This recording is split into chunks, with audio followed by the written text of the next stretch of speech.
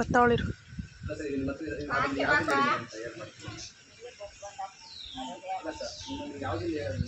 ಅಲ್ಲಿ ಕೊಡ್ತೀನಿ 5 ಗಂಟೆಗೆ ಅಂತ ಹೇಳಿದ್ದೆ ಅಮ್ಮ ನಾನು ಅದೆಲ್ಲ ತಿಂಡಿ ಇದೆಲ್ಲ ಅಷ್ಟೇ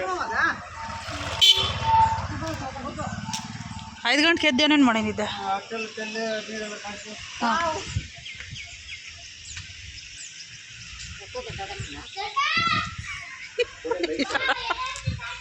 ಒಳಗಿಲ್ಲ ಅವನಿಗೆ ಕಣಕದಿಲ್ಲ ದೊಡ್ಡವ ಅಲ್ಲಿಕ್ಕೆ ಅಂದತ್ಯಾ ಹೌದಾ ನಾನು ಫೋನ್ ಮಾಡಿ ನರಸಾಪುರದಕ್ಕೆ ಹಿಂಗೆ ಬರ್ತಿದೆ ಅಂತ ಹೇಳಿ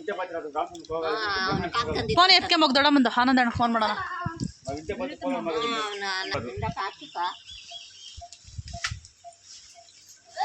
ಗ್ಯಾಸ್ ಅಣಿಸ್ದೆ ಇಟ್ಟನೆ ಸಿಕ್ಕಿರೋದಾ ಹಾಂ